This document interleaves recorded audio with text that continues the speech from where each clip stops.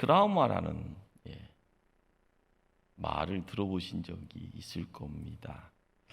천재지변, 전쟁, 화재, 대형 사고, 폭력 등 엄청난 충격을 경험한 후에 나타나는 정신적인 장애를 말합니다. 다른 말로 하면 예상 후 스트레스 장애라는 그런 별칭이 또 있습니다. 트라우마, 이 트라우마라는 건 이제 평상시 이제 평범하게 누구나 이제 쓸 수 있는 단어죠. 그러나 이제 이것이 정신적인 어떤 병이다라는 그런 어떤 내용을 갖고 있다라는 것. 그러다 보니까요, 특정한 장소에 가게 되어지면은 사람이 이제 경기 같은 감인 반응도 보이고요, 자기도 모르게 무형적인 충격이 이제 가해진다 해서요, 벌벌벌벌 떠는 그런 모습들을 이제 주변 분들을 통해서 종종 볼 수도 있습니다. 가끔 가다가 폐쇄 공포증 같은 그런 것을 보면 엘리베이터 타도 뭐 벌벌벌 떠는 그런 분들도 종종 보는데, 이제 이것이 트라우마와 관계되어 있는 내용들입니다. 요즘 이제 우리가 이제 코로나라는 임팩트가 너무 강하죠. 이 충격이요. 적당했으면 괜찮을 텐데 전 세계 누구나 이 충격 앞에서 몸을 가눌 수가 없습니다. 조금 진정되면은요, 또다시 쓰나미처럼 밀려와 버리기 때문에 어떻게 될지 모른다라는 그런 어떤 걱정, 두려움이 있습니다. 우리는 예수님의 제자들, 여러 제자들 중에 이런 트라우마와 관계되어 있는 대표적인 인물 한 사람을 이제 뽑으라 하게 되면은요, 수제자였던 베드로를 우리는 찾게 됩니다. 베드로는 예수님의 수제자였는데 왜 트라우마가 있었을까? 트라우마의 그 내용들이 어떤 경로를 통해서 나타났는가 하면, 첫 번째가 그가 예수님을 배반했을 때의 그 충격이다라는 겁니다. 베드로는 이제 스승 예수 어떻게 보면 섬기는 데 있어서 누구보다 열정적인 제자였습니다. 다른 사람들은 몰라도 본인은요, 죽기까지 따르겠노라라 호언장담했던 인물이기 때문에요. 그런데 그가 두려움 때문입니다. 죽음이다라는 두려움 때문에 예수님 배신합니다. 여종 통하여서요, 그 여종, 힘없는 여종의 한마디 앞에 여지없이 무너져버리는 자신의 모습이 거기 있었습니다. 시간이 지나고 나서는 얼마나 많은 괴로움, 그 괴로움이요, 끊임없이 자기의 어떤 심폐를 찔렀을 것이다. 그러기에 닭이 울 때마다 누구의 말씀이 생각났겠습니까? 마태복음 26장 75절에 베드로가 예수님 말씀에 닭 울기 전에 내가 3번 나를 부인하리라 하심이 생각나서 밖에 나가서 심히 통곡하니라. 트라우마는요, 바로 그 현장에서 벌써 형성이 된 겁니다. 그러니까 시간이 지나면서 닭이 울 때마다 동시에요, 수도꼭지 열리는 것처럼 펑펑 눈물 쏟아졌을 것으로 상상이 되어집니다. 두 번째로 트라우마에 형성되어지는 자리가 어디였을까? 사랑하는 예수님이요, 십자가에서 비참하게 죽는 것을요, 그것을 목도했을 것이라는 겁니다. 베드로, 그런 참으로 자기의 모든 걸, 요즘 올인이라고 그러죠. 올인하는 가운데 예수 뒤를 쫓았습니다. 자기 직장 내려놓았고요, 가족 포기했고요, 3년 동안 오직 예수만 바라보고 걸었던 인생입니다. 그런데 그 예수님 십자가에서 무기력하게 돌아가신 겁니다. 인간적으로 생각해도요, 말이 안 됩니다. 저분이 저렇게 억울하게 힘없이 입 열지 않고 그렇게 저렇게 그냥 돌아가실 수 있을까? 그의 모든 생각들이요 한순간 뒤집어지는 그런 고통스러운 경험의 자리가 거기였을 거라는 겁니다. 그러기에 베드로는 예루살렘에 더 이상 머무를 이유가 없는 겁니다. 제자리 뿔뿔이 흩어지는 그 자리에는요 패배자들이기 때문에 고향 땅으로 돌아갈 수밖에 없죠. 그러나 패배자라는 것이요 어디에요? 마음 상태, 심령에 폭탄 맞아버린 그런 모습이죠. 예수님이 십자가에 못 박힌 그 자리를 빨리 떠나고 싶은 겁니다. 지울 수밖에 없는 기억, 지울 수 없죠. 지우고 싶지만은요 지울 수 없는 그 기억에서 벗어나고파 그런 고향 땅 갈릴리로 발걸음 옮깁니다. 그리고요 옛날 옛 직업이라고 할 수 있는 어부의 자리에서 물고기 잡는데 몰두합니다. 그의 마음속에 예수님의 죽음, 그것은요 어떻게 보면 자기 책임도 있으리라라는 그런 어떤 자책감이 계속 소용돌이칠 겁니다. 순환의 길을 거치는 예수님 부인하고 도망친 자신이 얼마나 모자라게만 보일까요? 그러니 스스로에게요 울분이 차고 찼을 거라는 겁니다. 그러기에 그냥 이제는요 예수님 뒤 따랐을 때의 그 열정 다 사라져 버립니다. 그냥 입 다물자, 벙어리로 살자, 조용히 숨어 살자 이런 마음뿐이었을 겁니다. 그러나 부활하신 예수님 마음은 달랐습니다. 예수님은 베드로가 그런 모든 무기력에서 벗어나기를 원하셨기에 찾아오십니다. 슬픈 마음 치유시키고요. 새로운 소망을 통하여서 공생에 3년 동안 거닐었던 이스라엘의 전역 구석구석 이제는 더 먼 땅끝까지 복음지고 나가라라는 그런 사명 주고자 예수님 찾아오십니다. 바로 그 예수님이 바로 부활하신 하나님이신 겁니다. 우리는 예수님이 베드로를 찾아왔을 때 야 이놈아 하고 부르면은요 막 뛰어나왔을 것이라는 그런 상상을 해봤을 겁니다. 그럴 수가 없습니다. 피 흘리는 자는요 피 때문에도 일어날 수가 없는 겁니다. 트라우마 때문에요 옛날에는 고개 쳐들고 눈 반짝반짝 빛내면서 목에다 힘 주고요 어깨에다가요 우쭐거리면서 나 수제자야 베드로야 내가 이런 사람이야 그런 어떤 큰 자의 모습이 있었을 텐데요 트라우마에 갇힌 베드로는 그렇게 할 수가 없습니다. 그러기에 예수님은 바로 베드로의 상처를 치료해야만 합니다. 그러기 오늘 요한복음 21장을 읽어가는 가운데요 예수님을 만나는 그 자리에 그 장소의 세트장이요 어찌한가 하면은 베드로가 예수님 뒤를 쫓으면서요 그 재판하는 그 자리에서 끼우거리고 있었을 때에 여인네 여종 만났을 때 그 광경과 갈릴리 땅에 들어와 어부로 힘써가는 베드로의 만남의 장소가 오버랩되어지는 흡사한 장소가 있습니다. 바로 숯불을 피워놓고 있는 장소인 겁니다. 예수님이 숯불을 피워놓고요 베드로에게요 야 베드로야 와라라고 이야기를 합니다. 베드로에게는요 그 광경을 바라봤을 때는 예수님이 없었지만은요 그 머리 내리에는요 그 장소가 예수님이 힘없이 잡혀간 장소고요 재판을 통하여서요 사형이다라는 십자가 사형 언도를 받는 장소의 바로 변두리입니다. 그러기에 예수님 함께 어울려가는 자리 예수님 부르는 그 자리에는요 베드로의 상처가 트라우마가 자리 잡고 있는 자리인 겁니다. 숯불 곁에서 계신 예수님 모습은 마치요 그 이전에 그 아픔의 현장을 재현하는 것처럼 보입니다. 우리는 알죠. 상처 예면하고 도망친다고요 해결되는 것이 아닙니다.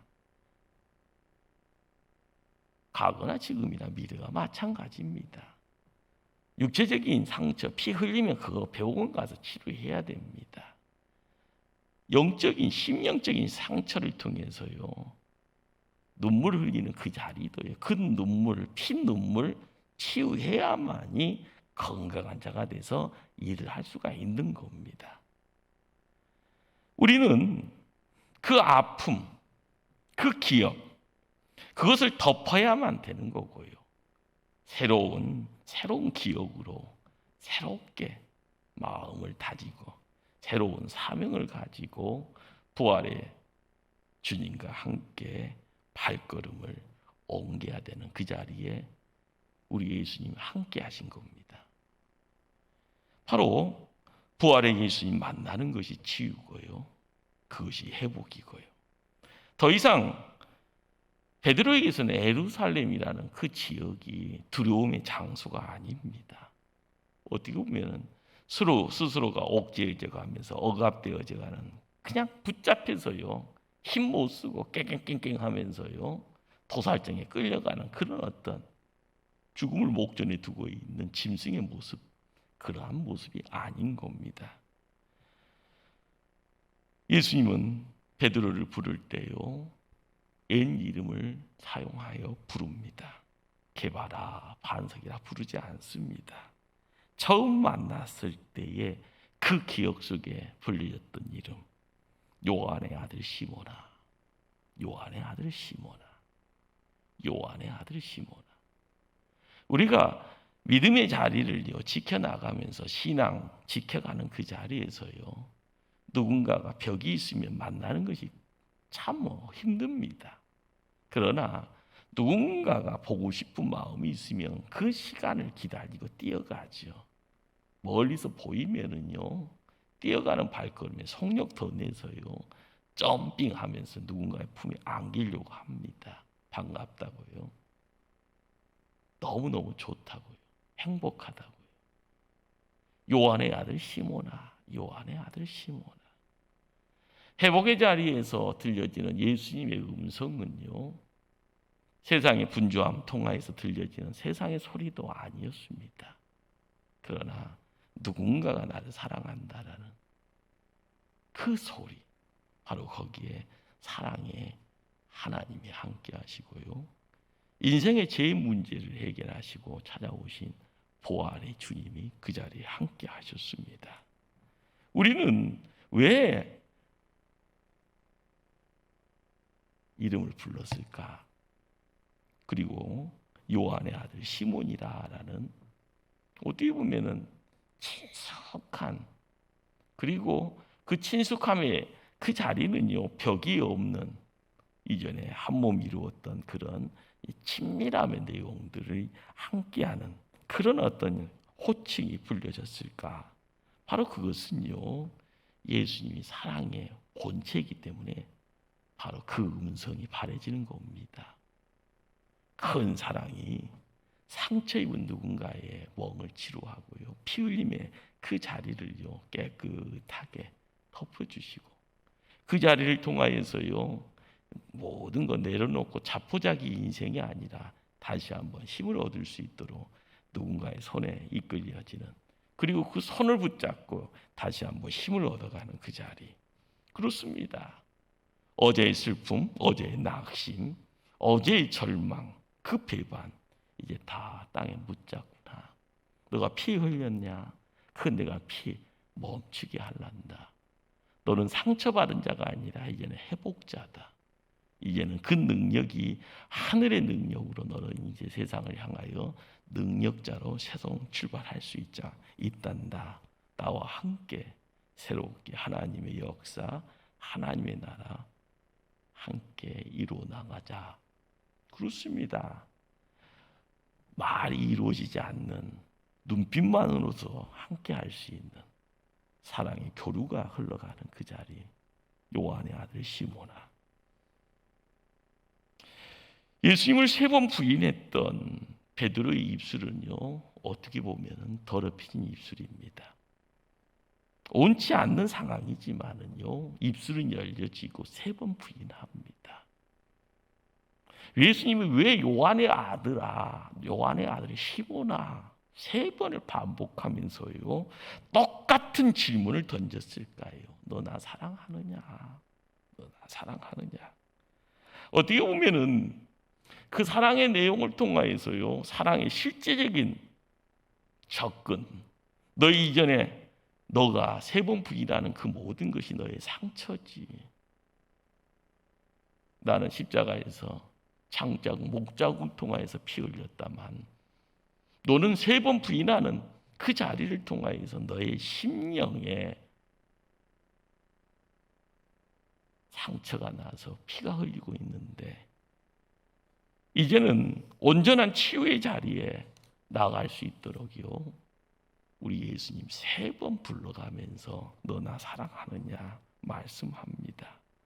너의 입이 이제는 부정의 입, 부인의 입, 배반의 입이 아니라 사랑으로 다시 한번 회복되어지는 그 자리에 나아갈 수 있도록 우리 예수님이 사랑의 배려를 함께하는 바로 거기에 우리는 들려지는 음성이 요한의 아들 시몬아라는 그러한 내용인 줄 압니다.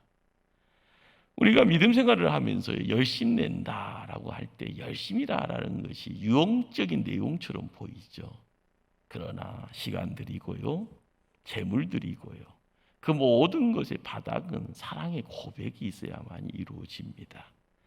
예수님을 향한 사랑의 고백, 바로 이것이 숨겨져 있는 신앙의 핵심입니다.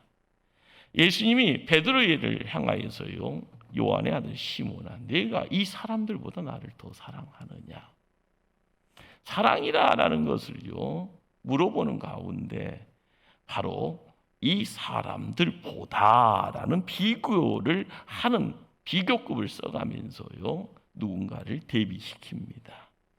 바로 베드로의 이전의 모습을요 재차 깨닫게 하시려는 어떤 의도처럼 보입니다.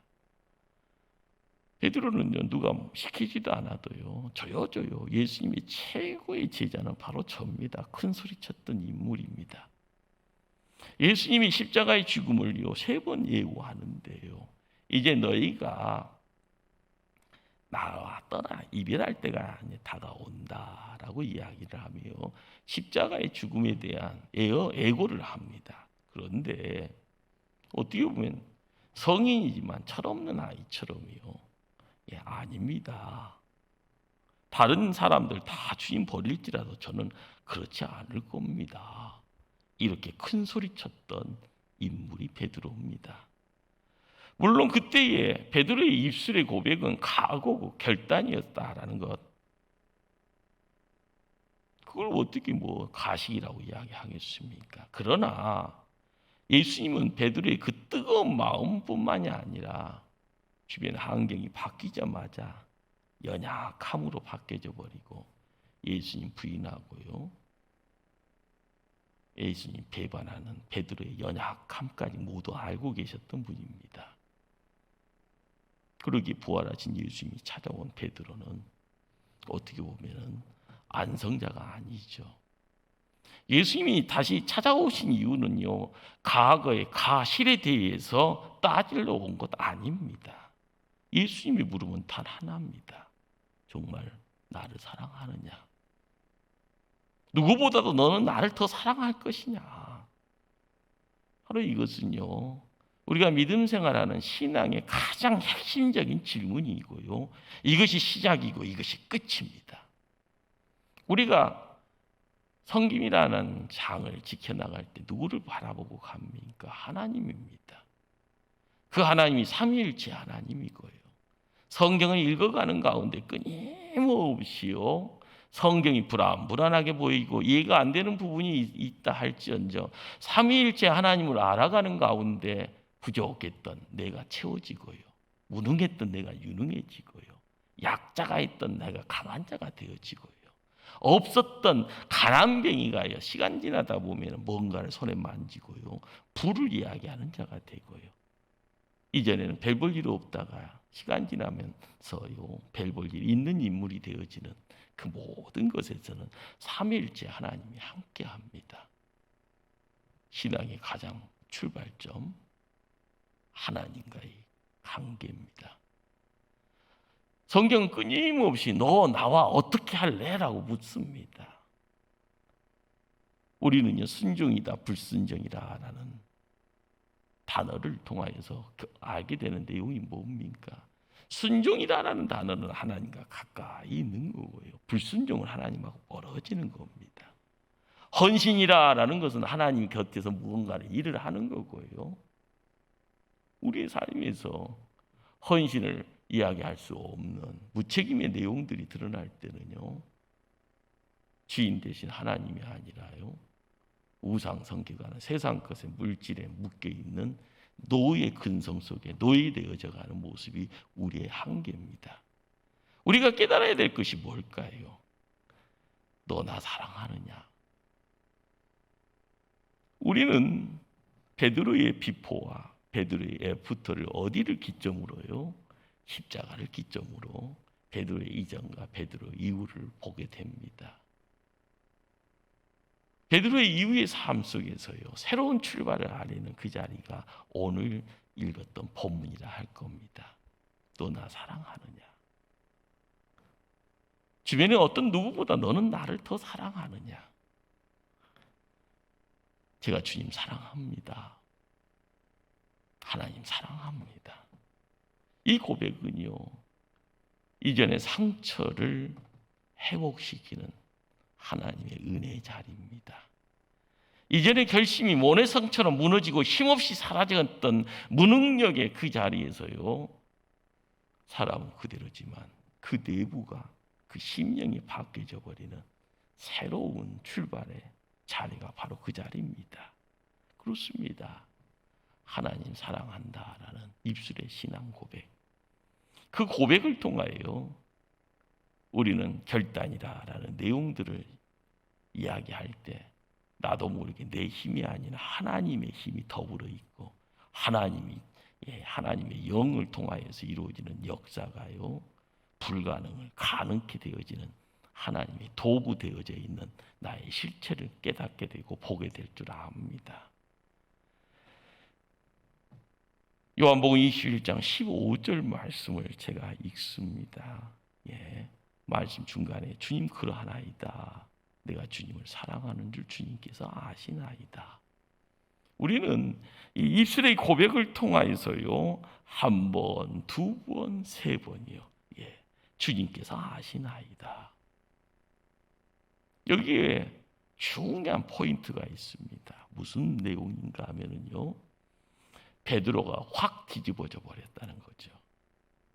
이전에는 주어가 내가, 그러나 이제는요, 주어가요, 주님이 주어가 되어 있다는 사실이죠. 과거에 베드로라면은요, 아마 나를 내세웠을 겁니다. 내가 다 하겠습니다. 나한테 맡겨만 주세요. 주님 사랑하는 마음은 제가 최고잖아요. 내가 혼신을, 나의 모든 것을 다 쏘아 부을 테니까 걱정하지 마십시오. 이랬던 베드로가 주님이 아시잖아요. 우리가 세상 살아가면서요, 뭔가를 깨닫는다라는 것이 참 중요합니다. 뭘 깨달아야 될까요? 오늘 베드로를 통하여서요, 깨달음의 자리 속에서 우리는 이 단어 하나를 꼭 마음에 새기고 가야 됩니다. 사명을 깨달을 때 베드로는 뒤집어졌다라는 겁니다. 우리는 하나님이 인간을 만들 때 어떤 존재로 만들었을까라는 거죠. 세상을 다스릴 수 있는 자, 세상을 통치할 수 있는 자. 그러나 우리는 다스린다라는 것이요, 갑질하는 걸로만 생각합니다. 갑질이 아닙니다. 하나님이 세상을요, 다스린다라는 것은요, 사랑을 통하여서요, 배려를 통하여서요, 궁유를 통하여서 다스리는 분이 하나님이십니다. 우리에게요, 그런 왕권을 주셨다는 거예요. 다스림이라는 내용들. 그러기에 어떻게 보면 힐링을 일으킬 수 있는 자, 회복을 일으킬 수 있는 자, 복을 줄 수 있는 자, 이그러져 있는 것에 온전함을 다시 만들어갈 수 있는 자, 바로 우리에게는요, 하나님이 그것을 주셨기에 베드로는 그 근점의 자리로 발걸음을 옮겨갈 때 그 입술의 신앙 고백이 함께 한 겁니다. 그렇죠. 베드로의 트라우마가요 확 고쳐지는 그 자리에요 마음의 치유가 있고 영혼의 치유가 함께 어울려졌습니다. 예수님 베드로에게 새로운 사명을 불어일으킬 때 우리는 여기에서 예수님이 3번 반복하시는 말씀 잘 압니다. 내 어린 양을 먹이라. 내 양을 치라. 내 양을 먹이라. 우리는 이 말을요 그냥 막연하게요 좋은 말이다. 그런데 예수님이 베드로에게요 내 어린 양, 내 양 치라 먹이라. 이전에 베드로는요 시야가요 멀리 못 보고요 자기 앞만 봤습니다. 그러다 보니까 자리 싸움 하고요. 그러다 보니까 예수님 옆에서 자기가 최고라고 우쭐거리는 교만의 내용들을 드러내는 그런 존재일 수밖에 없었죠. 그러니까 예수 믿으면 나는 한몫 차지할 거야. 나 부자 될 수 있겠지. 세상에 출세라는 걸 한번 해볼 것 같은데 명예 얻는 건 쉬울 것 같고 내가 손에 힘, 권력 갖고 한번 떵떵거려 봐야지. 예수님의 12명의 제자가 다 이런 생각 안 했다고 하면 이상할 겁니다. 다 했을 겁니다. 예. 그러기에 예수님 믿고 따르는 그 올인하는 모든 것을 던질 수 있었던 가장 큰 것은요 인간이기 때문에 욕심이고 인간이기 때문에 생각할 수 있는 시작 끝 거기에 다 함께 어울리는 겁니다. 그런데 베드로가 바뀌어지는 그 자리에는요 단 한 가지요 사랑인 거죠. 누군가의 하나님과의 관계, 예수님과의 관계에서 만들어지는 사랑. 우리는 여기에서요 끊임없이요 그 사랑의 이야기를요 머리로만 입술로만이 아니라 예수님은 베드로에게요 내 어린 양을 먹이라, 내 양을 치라, 내 양을 먹이라. 여기서요 내 어린 양, 나라는 이 존재는요 삼자가 아니라 예수님의 어린 양인 겁니다. 바로 이 소리는요 너밖에 몰랐던 개인주의, 이기주의 그런 것도 다 내려놓고 너는 나를 위하여 교회를 섬기고 하나님 나라 섬기고 복음 섬기는 자 되라라는 말씀인 겁니다.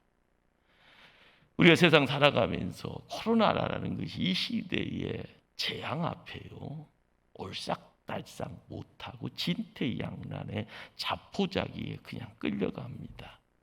사방에서요 이 압력이 너무 강하니까요 어찌해야 됩니까? 정부에서 이제 뭐 재난 구호금이라 해서 20만 원 돈, 30만 원 돈 자영업자들한테 뭐 다른 액수가 그런데 그것도요 잠시 목 축이는 것밖에 되지 않을 텐데요. 우리는 어떻게 해야 됩니까? 시간 지나면 이 코로나의 트라우마가 너무 크게 남아있을 텐데 지금도 힘들지만 시간 가면 더 많은 어려움과 고통을 가중시킬 텐데요. 어떻게 해야 됩니까?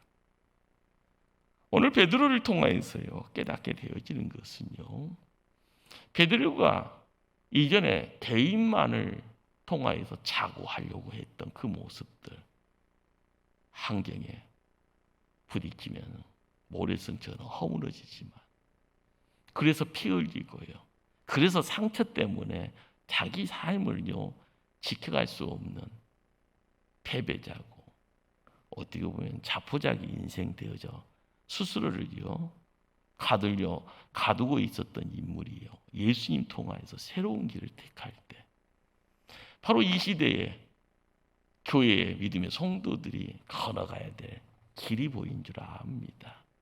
내가 먼저 그 길 걸어야 됩니다. 부활의 주님 만나기를 힘써야 되고요.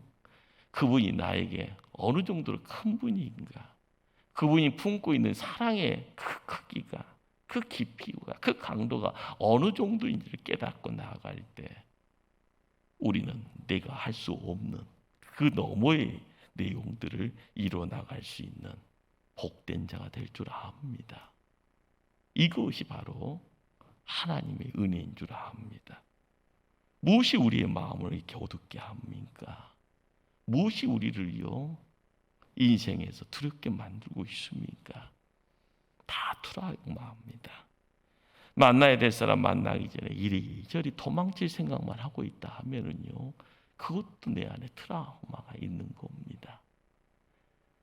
코로나를 통하여서 만들어지는 여러 모양의 트라우마, 이 모든 것 내 힘으로 해결할 수 없기에 내 속에 자리 잡고 있는 이 어둠의 트라우마, 우리가 새롭게 새로움을 이야기를 하려고 할 때마다 빛의 근원 대신 주님 바라봐야 되고요. 그분 붙잡을 때 내가 빛의 자녀 되어질 때 내 안에 있던 더럽고 추하고 어둠의 내용들은 다 내 몸 밖으로 밀려 사라질 겁니다. 그러기에 삶의 문제, 영적인 모든 고민들이요, 이것이 트라우마라는 단어 속에 묶여 있다 하면은 그 트라우마의 해결자는 주님밖에 없습니다. 베드로가 길을 통하여 들려지는 하늘의 음성이 뭡니까? 너 나 사랑하느냐? 너 나 사랑하느냐? 우리가 이 시대를 살아가면서요, 눈에 보여지는 여러 문제들, 들려지는 많은 소리들 다 헛것입니다. 실상의 자리에 우리가 알아야 될 그분은 주님이시고요. 그분이 우리에게 가장 큰 어떤 사랑을 통하여서 찾아와서 속삭이는 그 속삭임 앞에 내가 여기 있나이다, 나를 들어 사용하여 주소서 고백하는 목포 초대교회 든든한 믿음의 성도들 다 되어지기를 간절히 주님 이름으로 축원합니다. 기도하십니다.